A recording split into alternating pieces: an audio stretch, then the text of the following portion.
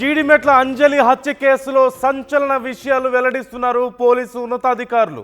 కూతురు ప్రేమ వ్యవహారం తల్లికి ముందే తెలుసంటూ డీసీపీ తెలియజేస్తున్నారు.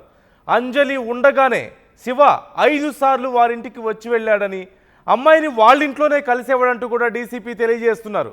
ముందుగా కూతురు ప్రేమకు తల్లి ఒప్పుకుందని, ఆ తర్వాత కొన్ని కారణాల వల్ల శివతో ప్రేమ వద్దు అంటూ తల్లి చెప్పిందని డీసీపీ తెలియజేశారు. ప్రేమకు నో చెప్పడంతోనే లవర్తో కలిసి తల్లిని చంపేసిందంటూ డీసీపీ తెలియజేశారు.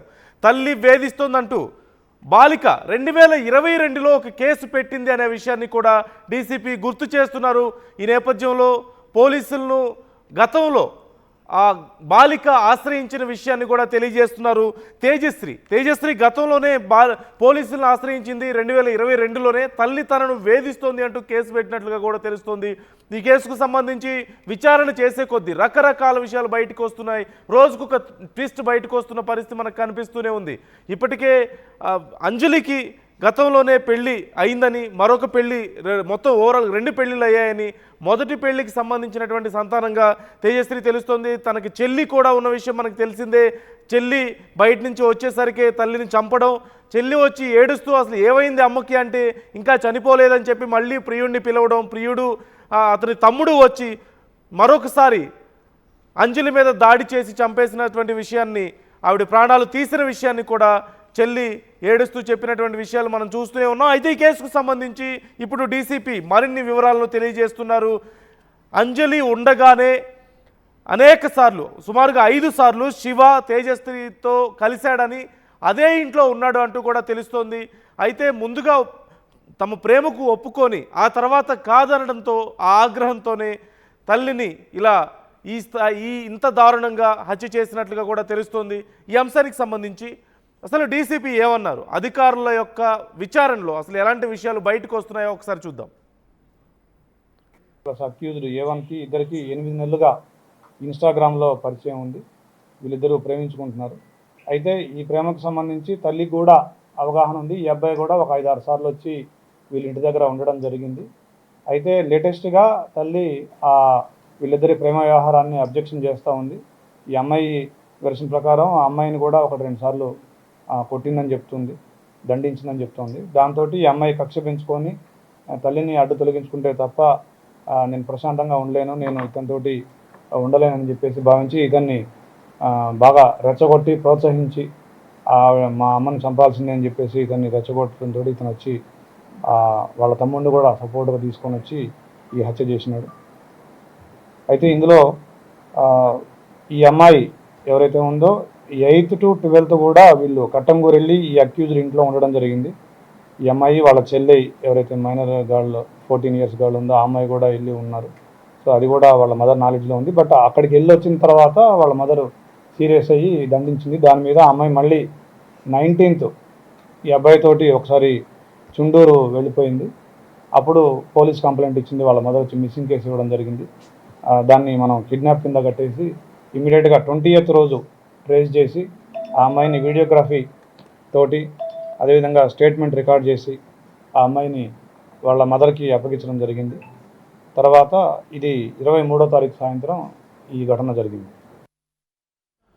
గతంలో ఒకసారి తేజశ్రీ శివతో కలిసి వెళ్ళిపోయిందని, ఈ నేపథ్యంలో మిస్సింగ్ కంప్లైంట్ కూడా ఇచ్చినట్లుగా, తల్లి అంజలి మిస్సింగ్ కంప్లైంట్ ఇచ్చినట్లుగా కూడా పోలీసులు తెలియజేస్తున్నారు. అంతకుముందు ఒకసారి కూడా ఇలాగే చెప్పా పెట్టకుండా వేరే ప్రాంతాలకు వెళ్ళిందని, ఈ నేపథ్యంలోనే తల్లి వారిని మందలించిందంటూ కూడా తెలుస్తోంది.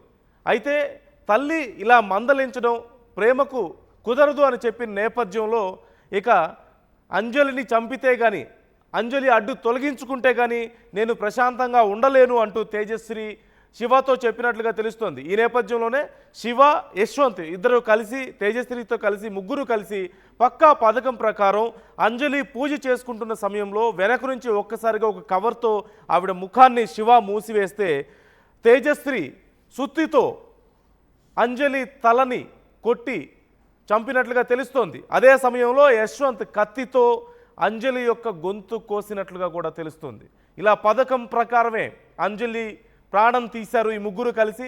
అయితే ఈలోపు చెల్లి బయటికి వెళ్ళి వస్తున్న నేపథ్యంలో చెల్లి ఆ అమ్మ ఏమైంది ఎక్కడ ఏంటి అని అడిగితే ఏం లేదు ఇంట్లో ఉందని చెప్పింది. వచ్చిన తర్వాత చూస్తే తల్లి అలా విగత జీవిగా పడి ఉండి రక్తపు మడుగులో పడి ఉండడాన్ని చెల్లి చూసి ఏమైంది అంటూ ఏడుస్తూ అడిగితే అప్పుడు తల్లి చనిపోలేదని గమనించి మళ్ళీ ఒకసారి ఫోన్ చేసి శివాని పిలిచి తన మీద దాడి చేసి పూర్తిగా ప్రాణాలు తీసినటువంటి పరిస్థితి పోలీసులు తెలియజేస్తున్నారు. దీనికి సంబంధించినటువంటి డీటెయిల్స్. మరోవైపు గతంలో 5 సార్లు అంజలి ఉండగానే తేజశ్రీ శివ అదే ఇంట్లో ఉన్నారని, అయితే ముందు ఒప్పుకొని తర్వాత ప్రేమకు ఒప్పుకోకపోవడంతోనే ఇలా కక్ష పెంచుకుందని తెలుస్తోంది. అలాగే అంజలి అనేక సందర్భాల్లో తేజశ్రీని వేధించింది అంటూ కూడా తేజశ్రీ కంప్లైంట్ చేసినట్లుగా కూడా తెలుస్తోంది. ఈ అంశానికి సంబంధించి మా ప్రతినిధి పెట్రిషియా ఉన్నారు మనతో. పెట్రిషియా, డీటెయిల్స్ ఏంటి? ఉన్నతాధికారులు విచారణలో చాలా కీలక విషయాలు కనుగొన్నట్లుగా తెలుస్తోంది. డీటెయిల్స్ ఎలా ఉన్నాయి? జీడిమెట్ల అంజలి హత్య కేసులో సెన్సేషనల్ విషయాలన్నీ కూడా బయటపడుతున్నాయి. అదే కాకుండా సొంత కూతురు తల్లిని అతి దారుణంగా ప్రియుడితో కలిసి హత్య చేసిన విషయం స్థానికంగా కూడా కలకలంగా రేగింది. అదే కాకుండా డీసీపీ ఇచ్చిన సమాచారం మేరకు కూడా గతంలో అనేక సార్లు వాళ్ళ ఇంట్లోనే కలవడం జరిగింది. ముందు ప్రేమ విషయం అంతా కూడా తల్లికి చెప్పడం జరిగింది. దాని తర్వాత తను ఓకే అనింది. దాని తర్వాత ఇష్టం లేదు అంటూ కూడా రెండు విషయాలు చెప్పడం జరిగింది. అదే కాకుండా గతంలో కూడా అనేక సార్లు శివ అన్న వ్యక్తి మరియు తేజశ్రీ వీళ్ళిద్దరు కూడా అంజలి ఇంట్లో అనేక సార్లు చాలా టైంలో కూడా నిద్రించారని కూడా తెలుస్తుంది. ఈ క్రమంలోనే మొదట ఓకే చెప్పి దాని తర్వాత శివకి డబ్బులు లేదు అన్న కారణం వల్లనే నో చెప్పింది మా అమ్మ అంటూ కూడా ఆ మహిళ చెప్పడం జరిగింది. అదే కాకుండా ఎవరైతే తేజస్వి ఉందో తను మాత్రం రెండో భర్త కూతురు అని కూడా తెలుస్తుంది. అంటే ప్రధానంగా ఫస్ట్ భర్తకు పుట్టిన అమ్మాయి తేజస్వి, సెకండ్ భర్తకి పుట్టిన అమ్మాయి మాత్రం రెండో అమ్మాయి అని కూడా తెలుస్తుంది. ఒకవైపు చెల్లెన్ని ఎక్కువ చూసి నన్ను తక్కువ చూసేది. అదే కాకుండా అనేక సార్లు నన్ను వేధింపులకు గురి చేసేది. అట్లకర్రతో వాతలు పెట్టడమే కానీ లేకపోతే ప్రధానంగా ఎక్కడ పడితే అక్కడ కొట్టడము, ఒక పని మనిషి కన్నా హీనంగా చూసేది మా అమ్మ అంటూ కూడా ఆ మహిళ పోలీసు విచారణలో చెప్పడం జరిగింది.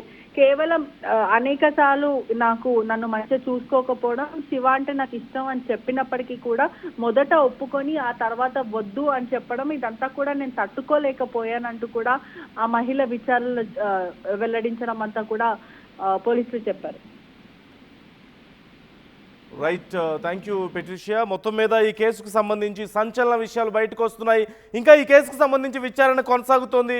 అసలు అంటే చాలా సందర్భాల్లో తేజశ్రీ అంజలి తనను వేధించిందంటూ కేసు పెట్టడం కానీ ఆరోపణలు చేయడం కానీ తెలిసిన విషయమే. దీనికి సంబంధించి అసలు ఎందుకు వేధించింది, ఎలా వేధించింది అనే వివరాలను కూడా కనుక్కుంటున్నట్లుగా తెలుస్తోంది. అలాగే తేజశ్రీ చెల్లి కూడా కీలకమైనటువంటి విషయాలను వెల్లడిస్తున్నట్లుగా తెలుస్తోంది. మరొకసారి పోలీసు అధికారులు ఏమన్నారో విందాం. రైట్, ఒకసారి తేజశ్రీ చెల్లి ప్రధానంగా ఈ కేసుకు సంబంధించి కీలకమైనటువంటి విషయాలను వెల్లడిస్తూ ఉంది. అసలు తేజశ్రీ చెల్లి ఏం చెప్తుందో ఒకసారి విందాం. మమ్మీని ఇట్లా కొట్టే వరకు మా అక్క చేతి మమ్మీ నన్ను గట్టిగా పట్టుకుంటే నా చేయి ఒకటి ఉంటే నేను మమ్మీని ఒకసారి పట్టుకున్నా. మమ్మీ ఇంకో హ్యాండ్ తీసుకొచ్చి ఇట్లా పట్టుకుంది. నన్ను పట్టుకున్నాక మమ్మీ ఇట్లా కొంచెం కళ్ళు తెరిచి చూస్తుంది. నన్ను చూసి టక్ ఏం చేసింది, మమ్మీ చేతుల్లో ఇడిపించేసి మమ్మీ కొట్టుకుంటుంది. నేను బతికే ఉన్నాను నిలవడానికి నాకు అటు ఇటు కాలు ఊపుతుంది. అయితే నేను అక్కడి నుంచి అక్క తీసుకెళ్ళిపోయి అక్క అంబులెన్స్ ఫోన్ చేయకంటే లేదు, శివకు మళ్ళీ ఆ శివ అనే వ్యక్తికి ఫోన్ చేసిరు. ఆయనకు కాల్ చేస్తే ఆయన మళ్ళీ వచ్చి నాకు వచ్చి చెప్పారంటే ఇట్లా మేము ఫేస్ పైన జల్లి ఇట్లా వరకు మమ్మల్ని అందులో చూసి చనిపోయింది మమ్మీ అని నాకు అందరు కలిసి నన్ను మోసం చేసేసి వాళ్ళకి మరణ శిక్ష పడాలి, వాళ్ళు బయటకి రావద్దు, సీఎం రేవంత్ రెడ్డి వాళ్ళ దృష్టికి తీసుకోవాలని కోరుకుంటున్నాం. మా కుటుంబానికి న్యాయం జరగాలి, నాకు న్యాయం జరగాలి. వాళ్ళు ముగ్గురు అయితే బయటికి రావద్దు. మమ్మీ డ్యూటీ చుట్టూ చంపేసినాక కానీ ఇట్లా కట్టుకున్నట్టు అని కిడ్నీ వాళ్ళు చెప్తున్నారు. నాకు ఇట్లా ఉంటే ఇట్లా కట్టుకొని వచ్చిందంటాను. కట్టుకొని వచ్చింటే ధైర్యంగా కాలు పైన కాలేసుకొని కూర్చున్నారు. అక్క కనీసం ఏడుస్తలేదు, అక్కకి ఏమైనా తెలియట్లేదు. అసలు అక్కేనా ఇదంతా చేపించింది అని తేజశ్రీ చెల్లి చెప్పినటువంటి మాటలను మనం వింటున్నాం. తన కళ్ళ ముందే తల్లి రక్తపు మడుగులో పడి ఉండి కొన ఊపిరితో కొట్టుమిట్టాడుతుంటే మళ్ళీ తన అక్క తన లవర్కి ఫోన్ చేసి పిలిచి తన కళ్ళ ముందే ఆ తల్లి కొన ఊపిరిని తీస్తుంటే అది చూసి ఎలా తల్లడిల్లిపోయిందో, అది చూడలేక ఎంత దారుణమైనటువంటి బాధను అనుభవించిందో, ఆ ఘటన తర్వాత తన మానసిక స్థితి ఏ విధంగా ఉందో మనం అర్థం చేసుకోవచ్చు. ఈ కేసుకు సంబంధించి ప్రధానమైనటువంటి సాక్షి తేజశ్రీ చెల్లె. ఈ నేపథ్యంలో తను మానసికంగా కూడా చాలా డిస్టర్బ్ అయినట్లుగానే మనకు కనిపిస్తోంది. దీనికి సంబంధించి ఇప్పటికే అన్ని జాగ్రత్తలు తీసుకుంటున్నారు పోలీసులు, తనను జాగ్రత్తగా చూసుకుంటున్నారు, తనకు ట్రీట్మెంట్ కూడా ఇప్పిస్తున్నట్లుగా తెలుస్తోంది. అలాగే కేసుకు సంబంధించి మరిన్ని వివరాలను తెలుసుకుంటున్నట్లుగా తెలుస్తుంది. అసలు అంటే ఈ స్థాయికి తేజశ్రీ ఎలా వచ్చింది, ఇంత మానసికంగా ఇంత ఎలా కరుడుగట్టింది, తల్లిని చంపే పథకం వేయగలిగింది అంటే ఎందుకని, ఎలాంటి కారణాల వల్ల ఈ స్థాయికి చేరింది, గతంలో ఇంట్లో ఎలాంటి గొడవలు అయ్యాయి, తేజశ్రీ గతంలో కేసు కూడా పెట్టింది తల్లి మీద తనను వేధిస్తుందని, ఎలా వేధించేది, అలాగే ఇంట్లో పరిణామాలు ఎలా ఉండేవి, తల్లి ఎలా చూసుకునేది పిల్లల్ని, తేజశ్రీతో ఎలాంటి గొడవలు అయ్యాయి, అలాగే తేజశ్రీ పారిపోయిందంటూ తల్లి ఒకసారి మిస్సింగ్ కంప్లైంట్ కూడా ఇచ్చిన నేపథ్యంలో అసలు ఏం జరిగింది ఆ అంశానికి సంబంధించి ఇలా అన్ని విషయాలను తెలుసుకునే ప్రయత్నం పోలీసులు చేస్తున్నట్లుగా తెలుస్తుంది. మరికొద్ది సమయంలో మరిన్ని డీటెయిల్స్ వచ్చే అవకాశాలు కనిపిస్తున్నాయి. అసలైన తొలి వెలుగు. ఫాలో వాట్సాప్ @తొలి వెలుగు అఫీషియల్.